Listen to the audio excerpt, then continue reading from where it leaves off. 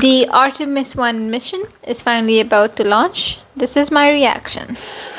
T minus 4 minutes.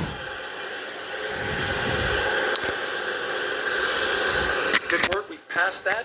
It is 10:43 in California. Pressure loop dialed in. They are now at the right temperature for launch. Countdown continues. I am excited. 3 minutes 40 seconds left.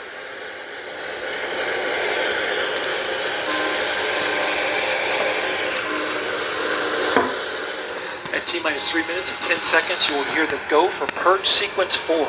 That's a helium purge of the 4 core stage engines downstream of the propellant valve, getting the air and moisture out.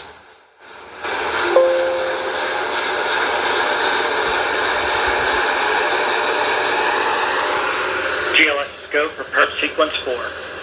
And in just a few seconds, GLS will close the core stage LOX vent. It looks like we're actually doing this. Vapor cloud caused from the super cold gaseous oxygen condensing the water. This thing was supposed to launch on August 23rd.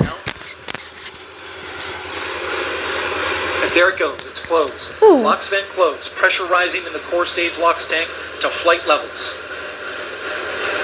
Coming up. 2 minutes 40 Thrust seconds. vector control actuator test. Oh my god. Gimbal.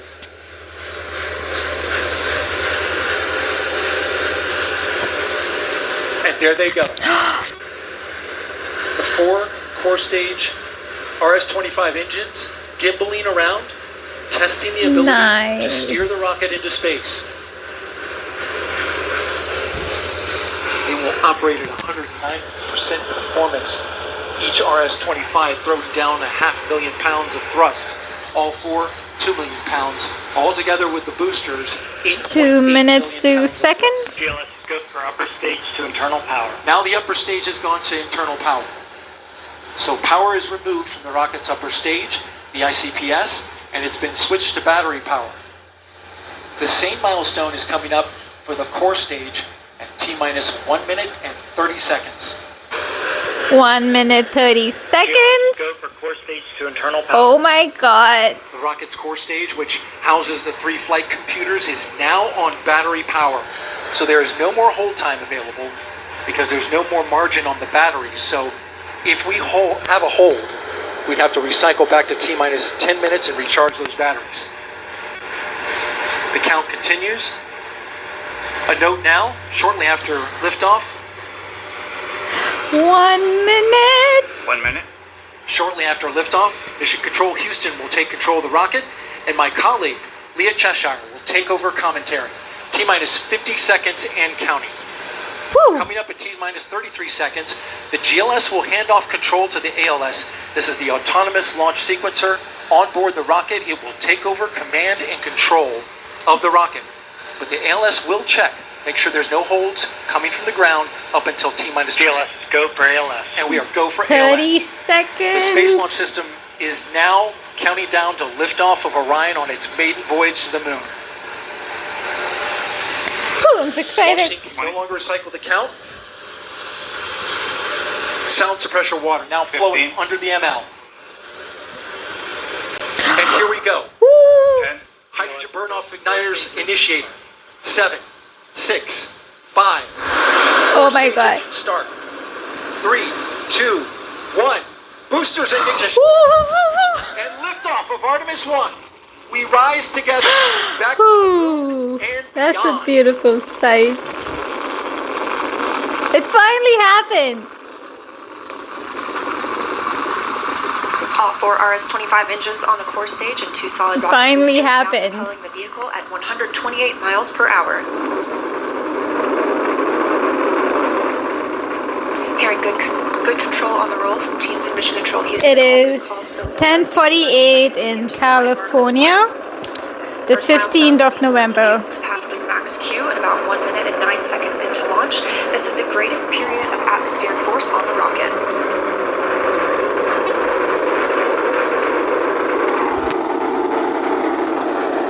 SLS now traveling 607 miles per hour.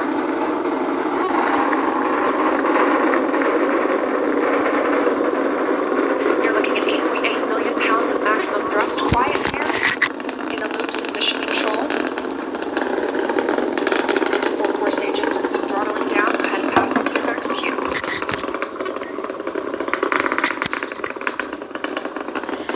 pretty. Kind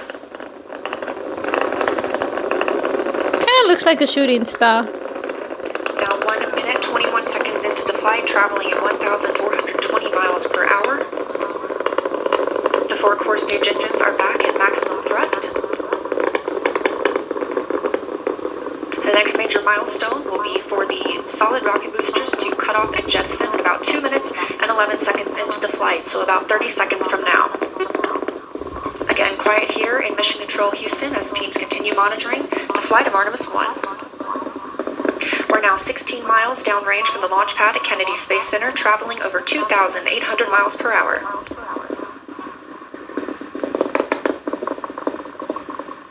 Standing by for solid rocket booster jettison and shortly thereafter.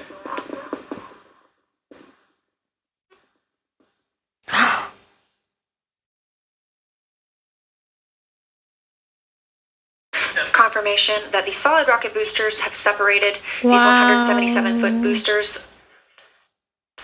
Now the core stage continues to power the flight of Orion, all 4 RS-25 engines firing, traveling over 3,400 miles per hour, 46 miles downrange. Ooh. 2 minutes and 36 seconds into the flight.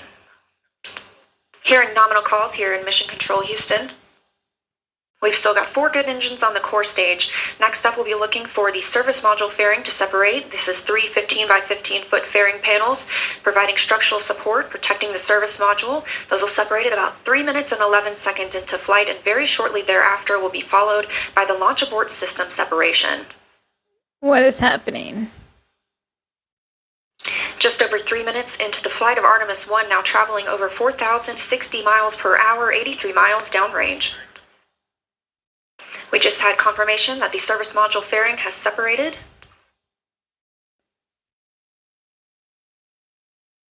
Aha! And that cut the launch the abort feed. system pyros have fired, separating those from Orion as well. For future crew members,